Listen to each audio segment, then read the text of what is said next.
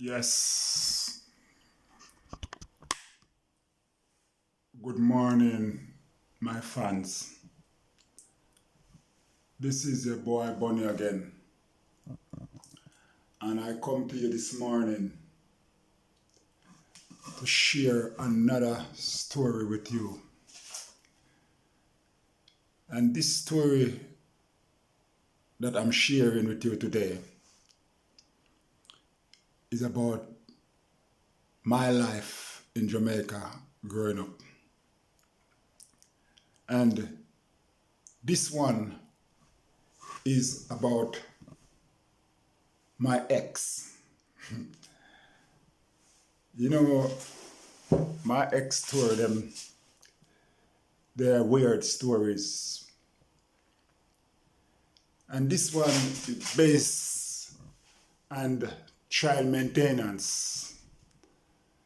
You know, when you live with your ex and you break up and you're not giving them the child maintenance the way they expect to get the maintenance, then decides, all right, I'm gonna take it to court. But it's not a matter of say you're not giving them, but certain situation reach you and you can't give it as often as you want to. So they take it to court and you go to court and the judge have a habit to say to you, they don't want to hear your side of the story. The judge question is, Mr. Bentley, are you have the money? And you said, Your Honor. He said, no, Mr. Bentley, I asked you a question. Have you have the money? And you said, Your Honor. He said, shh, shh. I asked you a question. Do you have the money? And you said, Your Honor, I only have X amount. And the Your Honor turned to you and he said, give it to her. And when you hand it to her, Your Honor turned to you and he said, when can you pay the rest? Your Honor, I don't know. The next question from Your Honor is take him away. And I remember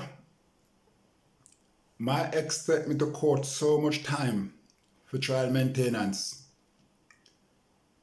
that I was getting so fed up because I went to Kingston courthouse, I went to Cedar Valley courthouse, and it's going on so much that one day we was in the Cedar Valley courthouse and I was supposed to pay, I think it was $350, something like that, and I only have $200. The judge tell me to give her the $200.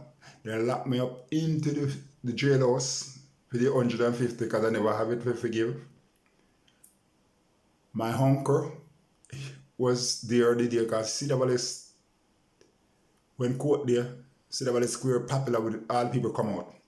So my uncle here that I was arrested and my uncle come and pay the money for me and I was released. So that goes on and goes on, and I went to Kingston again. We live in Kingston. The same thing happened. She took me back to court again. There was a courthouse run by Parade near to the War Theatre.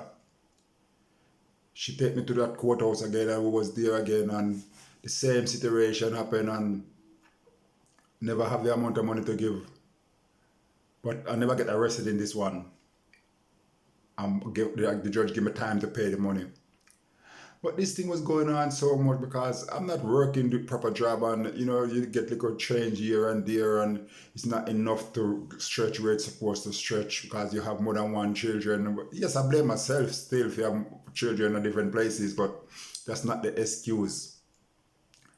But what I'm saying here is things was getting so bad that I couldn't take this drug in a courthouse you know. So one day I literally turned and I said to this woman, let me tell you something. Any day I'm here and I see the police coming up down the road, and I know the police coming for me, if I reach you before the police reach me, I can tell you you're a dead person. Because I was fed up. I couldn't take it anymore. It's not like I wasn't giving, but I just couldn't give as often as I supposed to. And let me tell you something. That was a jester, but that jester work off. Because from that day until today, another woman never take me to courthouse again for child maintenance. She never done it again. So, you know, sometimes we have to take some drastic straw to really bring certain things to an end. But I give God thanks. My children, them grow up and I love them and they love me. I come to England, I have the same problem. I drag the courthouse same way for maintenance. In England, it happened everywhere.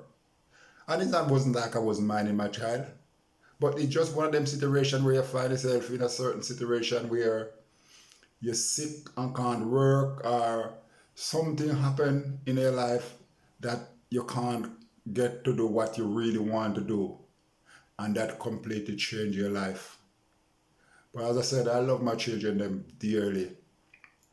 I love them. But unfortunate, these are what women do. They love to take man to court. They love it. I think they get a buzz from it. You know? But I'm here. I'm moving on with my life. You know? And this is my plan to move on. And I get the opportunity because I never read and write good in school. So because I never read and write good in school, I couldn't do a lot of writing. But you know what? All my struggle that I've been through in life, this is an opportunity for me. This is a platform for me. Some people write book, big book to tell a story. But you know what? This is my ways of telling my story.